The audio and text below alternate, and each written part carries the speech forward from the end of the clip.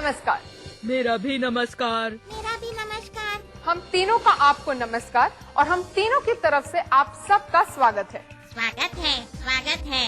दोस्तों, जब नैनो की दुनिया में आपकी यात्रा शुरू हो ही गई है, तो उसके एक एक पहलू से मैं आपको रूबरू करवाऊंगी। क्या आपको याद है पिछली बार हमने आपको नैनो टेक्नोलॉजी के बारे में बताया था? तो चलिए उन यादों को ताजा करें और जाने कि आखिर ये नैनो टेक्नोलॉजी है क्या। नैनो टेक्नोलॉजी का मतलब सिर्फ चीजों को छोटा करते जाना नहीं है, बल्कि जब चीजों को छोटा करते हुए हम उनके आणविक स्तर पर पहुंच जाते हैं, तब उनके रासायनिक और भौतिक गुण बदल जाते हैं। इन नए नए गुणों के जरिए नई नई चीजें बनाने का नाम ही नैनो टेक्नोलॉजी है। एक नैनोमीटर 1 मीटर का खरबवां हिस्सा है। ये डायमेंशनल स्केल पर एक जादुई बिंदु है। ये है एक सोने का घन, जिसकी लंबाई, चौड़ाई और ऊंचाई 3 फुट है। अब अगर हम इसे हर तरफ से आधा करें, तो हमें मिलेंगे हर तरफ से 18 इंच की माप के 8 घन। इन सभी छोटे घन और बड़े घन में इनकी कीमत को छोड़कर कोई फर्क नहीं है। इनके सारे गुण बिल्कुल एक समान हैं। हर घन सोने का है, पीला है, चमकदार और वजनदार भी है। प्रत्येक घन का मेल्टिंग पॉइंट और विद्युत चालकता समान है। अब हम इन 8 घनों में से एक घन को पहले की ही तरह हर तरफ से आधे हिस्से में काटते जाएं और उसे छोटा करते हुए उसके अणु तक पहुंच जाएं, तो इस अवस्था में उसके सारे गुण बदल जाएंगे, जैसे इनका रंग, मेल्टिंग पॉइंट और रासायनिक गुण भी। इस परिवर्तन का कारण है उन अणुओं के बीच में होने वाली पारस्परिक क्रिया, जिनसे सोना बना है। नैनो स्तर पर पहुंचकर सोने का मूल स्वभाव बदल जाता है। हम एक बड़े ढांचे से शुरू करके उसे छोटे से छोटा बनाते हैं, उसे टॉप डाउन अप्रोच कहते हैं। लेकिन इसके विपरीत अगर हम एक अणु इकाई से शुरू करके नैनो ढांचा तैयार करते हैं, तो उसे बॉटम्स अप अप्रोच कहेंगे, जो नैनो टेक्नोलॉजी का मूल आधार है। नैनो परिमाप के सोने के कण अपने आकार के अनुसार लाल, बैगनी, हरे या नारंगी होते हैं। नैनो टेक्नोलॉजी में आज का विषय है इंटीग्रेटेड सर्किट। ये शब्द आपके लिए नया जरूर है, लेकिन आपके दिनचर्या में शामिल है। Mobile phones, television sets, computer, radio, music system जैसी चीजों का हिस्सा बनकर ये सर्किट हमेशा आपके साथ रहता है। तो चलिए इंटीग्रेटेड सर्किट को और अच्छी तरह से जानने के लिए थोड़ा पीछे चलते हैं, यही कुछ 40-50 साल पीछे। चलिए चलते हैं उस दौर में जब कंप्यूटर और टेलीविजन नहीं, बल्कि रेडियो ही हमारे मनोरंजन और जानकारी का साधन हुआ करता था। इधर आपने रेडियो का बटन दबाया, उधर एक हल्की रोशनी रेडियो के भीतर उत्पन्न होती थी और अब शुरू होता था इंतजार। थोड़ी ही देर में वाल्व गर्म होता था और रेडियो बजने लगता था। ये पूरी प्रक्रिया कुछ समय लेती थी। वक्त बदला, वाल्व की जगह ट्रांजिस्टर ने ले ली। वाल्व के आकार से छोटे आकार का ट्रांजिस्टर, लेकिन कार्यकुशलता में परिपूर्ण। पर एक ही ट्रांजिस्टर हर तरह के कार्य निष्पादन के लिए उपयुक्त नहीं था। अलग अलग कार्य निष्पादन के लिए और ट्रांजिस्टरों का इस्तेमाल किया जाता था। अरे ये तो वही ट्रांजिस्टर है जो रेडियो के अंदर लगते थे, और हम तो छोटे आकार के रेडियो को ही ट्रांजिस्टर समझते रहे। तुम ही नहीं, सभी ऐसा समझते थे बुद्धू। पर ये समय तुम्हारी बेवकूफी भरी बातों का नहीं, बल्कि बदलते वक्त के साथ चलने का है। वक्त थोड़ा और बदला और 2 वैज्ञानिकों ने लगभग एक साथ एक दूसरे से अनभिज्ञ रहकर एक आविष्कार कर दिया। ये वैज्ञानिक थे जैक किल्बी और रॉबर्ट नॉइस। 1 साल तक दोनों वैज्ञानिकों के लगातार अनथक प्रयत्नों के बाद ये आविष्कार हुआ। इसके लिए जैक किल्बी को सन 2000 में नोबेल प्राइज मिला। अब कंप्यूटर में भिन्न भिन्न ट्रांजिस्टरों और कलपुर्जों के बजाय एक चिप लगने लगी, जिसमें बहुत से ट्रांजिस्टर लगे होते थे। सबसे पहले ये चिप 1962 में अमेरिका में वायुसेना के कंप्यूटरों में इस्तेमाल की गई। माइन्यूट मैन मिसाइल में भी इनका इस्तेमाल हुआ और उसके बाद प्रथम इलेक्ट्रॉनिक पोर्टेबल कैलकुलेटर में भी इसका उपयोग होने लगा। प्रारंभिक इंटीग्रेटेड सर्किट में एक ट्रांजिस्टर, 3 रेजिस्टर और एक कैपेसिटर होता था और इसका आकार होता था एक वयस्क व्यक्ति की उंगली के बराबर। आज की आईसी का आकार एक सिक्के से भी छोटा होता है और ये 10 करोड़ से ज्यादा ट्रांजिस्टर की क्षमता रखता है और लगभग 10 लाख ट्रांजिस्टर्स सिर्फ 1 स्क्वायर मिलीमीटर एरिया में आसानी से फिट किए जाते हैं।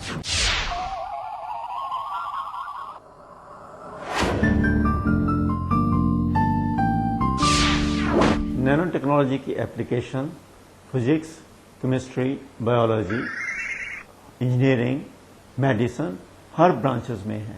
इसलिए नैनो टेक्नोलॉजी देश की साइंस एंड टेक्नोलॉजी की प्रोग्रेस के लिए एक महत्वपूर्ण योगदान दे सकती है। इस कारण हर देश में नैनो टेक्नोलॉजी के लिए नए नए इनिशिएटिव और मिशन शुरू किए गए हैं। इसी तरीके से हिंदुस्तान में भी department of science and technology ने एक nano science and technology initiative शुरू किया हुआ है। ये इनिशिएटिव लगभग 5 साल पहले प्रोफेसर CNR राव की अध्यक्षता में शुरू किया गया है।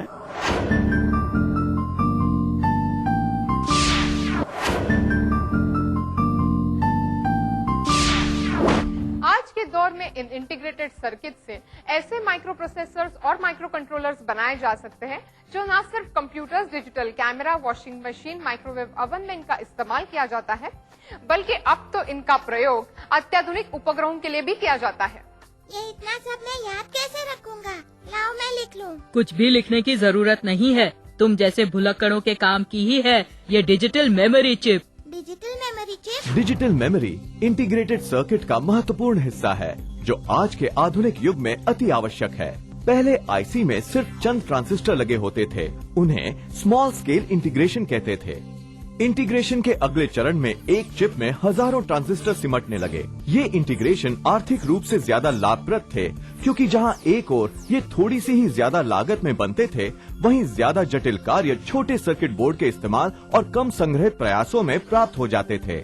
उसके बाद एक कदम और आगे बढ़े और हमें मिला मीडियम स्केल इंटीग्रेशन, जिसमें चिप की संख्या तो एक, लेकिन ट्रांजिस्टरों की संख्या लाखों में। सन 1970 के मध्य में कंप्यूटर की मेन मेमोरीज और पॉकेट कैलकुलेटर के लिए मीडियम स्केल इंटीग्रेशन का प्रयोग बहुत बड़े स्तर पर होने लगा था। फिर 1980 से शुरू हुए दौर ने हमें दिखाया एक और अजूबा, लार्ज स्केल इंटीग्रेशन, जिसमें मीडियम स्केल इंटीग्रेशन की तुलना में कई ज्यादा ट्रांजिस्टर समाहित थे। इससे पहली बार ये संभव हुआ कि एक ही इंटीग्रेटेड सर्किट में संपूर्ण सेंट्रल प्रोसेसिंग यूनिट या पूरा का पूरा माइक्रो प्रोसेसर नियोजित किया गया।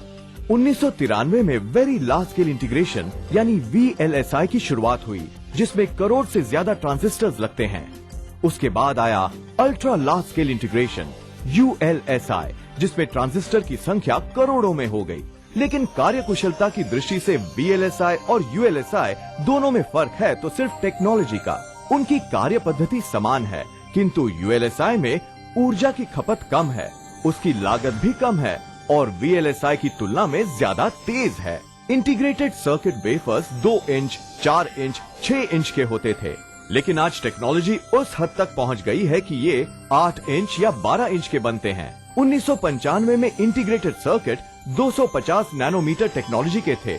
फिर धीरे धीरे ये 180, 130 और 90 नैनोमीटर टेक्नोलॉजी के स्तर तक पहुंच गए हैं और अब वैज्ञानिक उसे 65, 40 और फिर 25 नैनोमीटर टेक्नोलॉजी के स्तर पर लाने की कोशिश में हैं। तो ये था नैनो टेक्नोलॉजी और उसके क्षेत्र में हुई गतिविधियों से आपका परिचय। नैनो टेक्नोलॉजी की दुनिया वो दुनिया है जहाँ हमारी आवश्यकता की वस्तुएं छोटी से छोटी बनती जा रही है, लेकिन उनकी कार्यकुशलता और क्षमता बढ़ती जा रही है। तो चलिए देखते हैं। गीगा शब्द का उद्गम 1960 में ग्रीक शब्द याक से हुआ था, जिसका अर्थ है बहुत विशाल। 1 गीगाबाइट एक कंप्यूटर भंडार की क्षमता इकाई है, जिसे संक्षिप्त में हम जीबी कहते हैं। इसके अलावा ये डेटा ट्रांसफर दर को भी सूचित करता है। 1 गीगाबिट यानी 100 करोड़ बिट्स और 1 गीगाबाइट यानी 858 करोड़ 99,34,592 बिट्स। तो ये थी नंबर्स की बातें, लेकिन व्यवहारिक इस्तेमाल की बात करें तो 1 GB मेमोरी में 1000 गानों का समावेश हो सकता है। लेकिन ये इंटीग्रेटेड सर्किट बनाया कैसे जाता है, ये तो हमने आपको बताया ही नहीं। चलिए ये भी देख लेते हैं। कंप्यूटर के लिए चिप निर्माण करना एक जटिल प्रक्रिया है, जिसमें सैकड़ों चरण होते हैं। इसमें कुछ दिनों से लेकर कुछ महीने तक भी लग सकते हैं। वाल्व से ट्रांजिस्टर और ट्रांजिस्टर से इंटीग्रेटेड सर्किट तक की यात्रा जितनी रोचक है उतनी जानकारीपूर्ण भी है। तो चलिए हम आपको दिखाते हैं कैसे बनता है मामूली रेत से बने सिलिकॉन से इंटीग्रेटेड सर्किट। शुद्ध की हुई पिघली सिलिका की सिल्ली बनाकर उसे गोल पतले वेफर के आकार में काटा जाता है। चिप बहुत सी तहों से बनती है। हर तह अपने आप में एक विस्तृत नमूना है। अब इन वेफरों के बहुत ही छोटे खास हिस्सों पर जो सूक्ष्मदर्शी हैं, एक विशेष मिश्रण का लेप लगाकर विद्युत चालकों में बदल दिया जाता है। फिर लगभग बरसों पुरानी मुद्रण तकनीक से इन तहों पर निश्चित नमूने बनाए जाते हैं। इस तकनीक को फोटोलिथोग्राफी कहते हैं। फिर इन पर हल्के संवेदनशील पॉलीमर की एक तह लगाई जाती है। इस तह को फोटो रेजिस्ट भी कहते हैं। फिर अनेक चरणों से गुजरते हुए हम वहां पहुंचते हैं जहां अनावृत फोटो रेजिस्ट को और रक्षात्मक ऑक्साइड की तह को सर्किट के नमूने के आकार के साथ निक्षारित करते हुए विलायक घोल में धोया जाता है। फिर छोटे छेद ऑक्साइड तहों में निक्षारित होने के बाद प्रक्रिया के अगले मुख्य चरण की तैयारी शुरू हो जाती है। लेप किए हुए परमाणुओं को आयनित किया जाता है और फिर एक आयन आरोपण कक्ष में इन्हें अत्यंत ऊर्जामय बनाया जाता है। ऑक्सीकरण, फोटोलिथोग्राफी, निक्षारण और आयन आरोपण की प्रक्रियाएं ट्रांजिस्टर बनाने और दूसरे इलेक्ट्रॉनिक घुमाव उत्पन्न करने के लिए बार बार दोहराई जाती हैं, जिससे पतले वेफर पर चिप बनती है।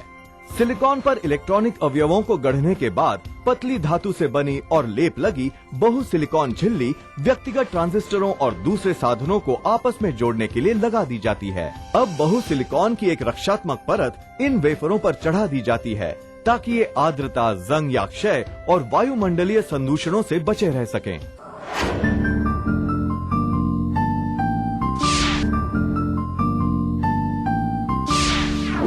अब तक आपने इंटीग्रेटेड सर्किट बनाने के उन तरीकों को देखा है जो प्रचलन में है, लेकिन अब नैनो टेक्नोलॉजी इंटीग्रेटेड सर्किट बनाने के माप को नीचे लाने में हमारी मदद कर रही है।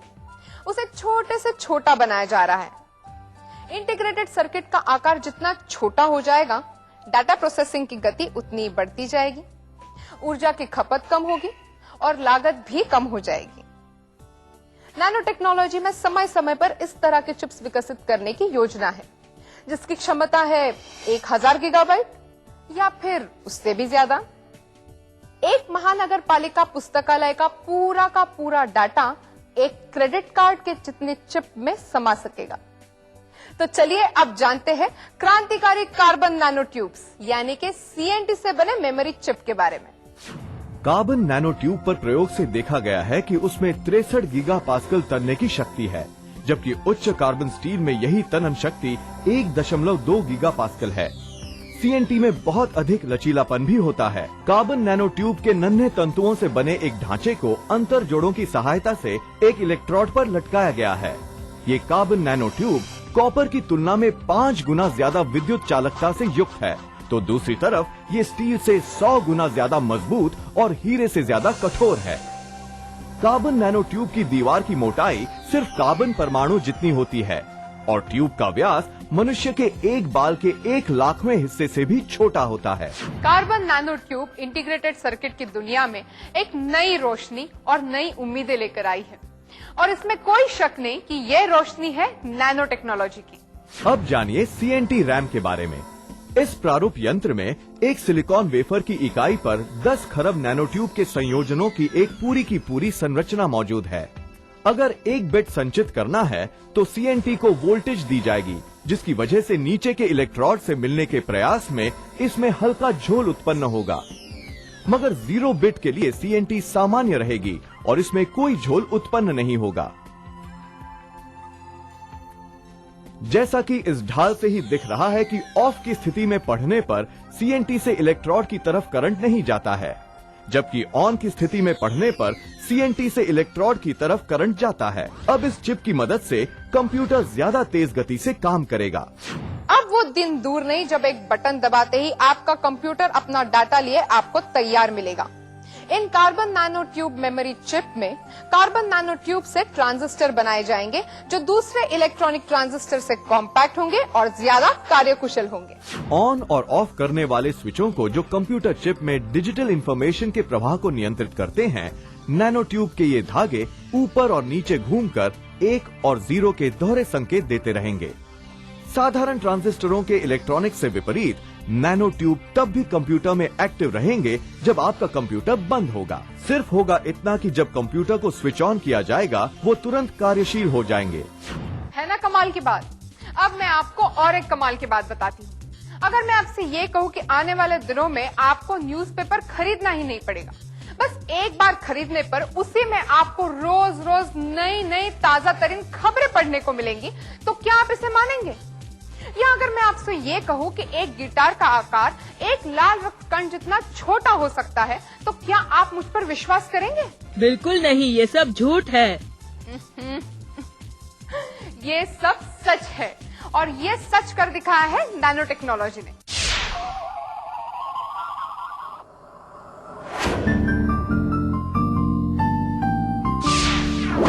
Department of science and technology ने नैनो साइंस एंड टेक्नोलॉजी के लिए कोर ग्रुप बनाए हुए हैं।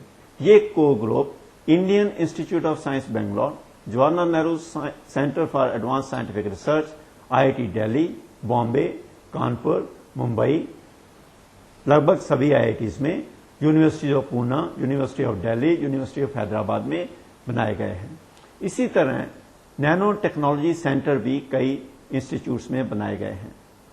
मिनिस्ट्री ऑफ इंफॉर्मेशन टेक्नोलॉजी में भी नैनो साइंस या नैनो डिवाइस फैब्रिकेशन के लिए IIT Bombay, Indian institute of science Bangalore और IIT दिल्ली में नैनो फैब्रिकेशन सेंटर शुरू किए हैं। इन सब इंस्टीट्यूट्स में तरह तरह के विषयों पर नैनो साइंस एंड टेक्नोलॉजी में रिसर्च हो रही है।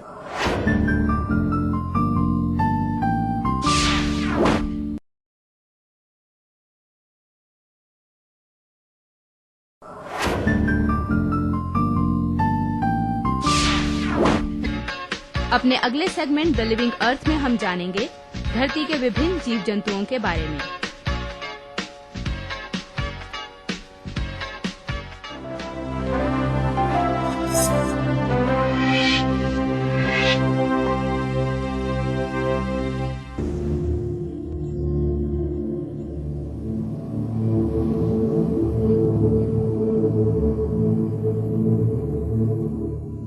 जैसे ही सर्दियों की शुरुआत होती है, दुनिया भर में एक अनोखी घटना शुरू होती है। ये है अंतर्राष्ट्रीय प्रवास। साइबेरिया, मंचूरिया और यूरोप जैसी दूर दराज जगहों से पक्षी भारत के गर्म मौसम की तरफ उड़ आते हैं। ऐसे ही पक्षियों में से एक हैं बेहद शानदार डेमोसेल क्रेन्स। हजारों डेमोसेल क्रेन जब मंगोलिया, दक्षिण पूर्वी रूस, कलमेकिया और कजाकिस्तान से भारत के अलग अलग हिस्सों में आते हैं, तो इनकी बड़ी संख्या के कारण आसमान जैसे ढक जाता है। वैज्ञानिकों का मानना है कि ये पक्षी अपनी मंजिल तक पहुंचने के लिए पृथ्वी के चुंबकीय क्षेत्र का इस्तेमाल करते हैं। डेमोसेल क्रेन्स का सबसे बड़ा जमावड़ा राजस्थान के एक छोटे से गांव कीचन में होता है। सर्दियों में डेमोसेल क्रेन यहां वर्षों से आते रहे हैं। डेमोसेल क्रेन या एंथ्रोपाइड्स विर्गो दुनिया के सबसे छोटे और दूसरे सबसे ज्यादा तादाद में पाए जाने वाले पक्षी हैं। इनकी संख्या लगभग 2,40,000 है। डेमोसेल क्रेन को अपनी नाजुक और महिलाओं जैसी खूबसूरत मुख मुद्राओं की वजह से ही ये नाम मिला है। कीचन के गांव वाले इन सारसों का स्वागत करते हैं और इन्हें नुकसान होने से बचाते हैं। दुनिया में कहीं भी डेमोसेल सारसों ने अपने आप को इंसानों के इतना करीब रहने के लिहाज से नहीं ढाला जितना कीचन में। ये एक पक्षी और इंसानों के बीच की सौहार्दपूर्ण रिश्ते की एक हैरत अंगेज मिसाल है। लेकिन बदकिस्मती से आज इस शानदार जीव को खतरा पैदा हो रहा है। इसकी कई वजहें हैं, जैसे इंसानों द्वारा कीटनाशकों का अंधाधुंध इस्तेमाल, शिकार और भारत आते समय इन्हें जहर दिया जाना वगैरह। इन शानदार सारसों को बचाना जरूरी है ताकि इनकी घटती तादाद पर काबू पाया जा सके। अब समय है सवाल जवाब का।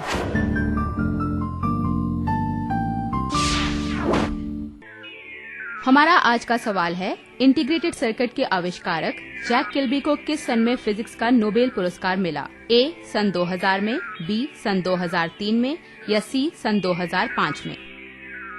आपका जवाब हमें 10 दिन के अंदर इस पते पर मिल जाना चाहिए। विज्ञान प्रसार C24 कुतुब इंस्टीट्यूशनल एरिया, नई दिल्ली 110016। आप हमें ईमेल भी कर सकते हैं। हमारा ईमेल आईडी है contest@vigyanprasar.gov.in। अगर आपके पास कोई सुझाव है तो आप हमें जरूर भेजिए या ईमेल कर सकते हैं info@vigyanprasar.gov.in पर। नैनो टेक्नोलॉजी की जानकारी पूर्ण हमारे इस कार्यक्रम द वर्ल्ड ऑफ नैनो में नैनो टेक्नोलॉजी की अलग अलग शाखाओं के बारे में हम आपको विस्तार में जानकारी देंगे। इसकी हर एक शाखा ज्ञान का महासागर है। हमारे इस कार्यक्रम के आने वाली कड़ियों में हम आपका परिचय इन महासागरों से करवाएंगे। लेकिन अब इजाजत दीजिए, फिर मिलेंगे अगले हफ्ते इसी दिन इसी समय। तब तक के लिए नमस्कार। अगले अंक में हम बात करेंगे कि किस प्रकार नैनो टेक्नोलॉजी की सहायता से इलेक्ट्रॉनिक्स के क्षेत्र में नए बदलाव हो सकते हैं।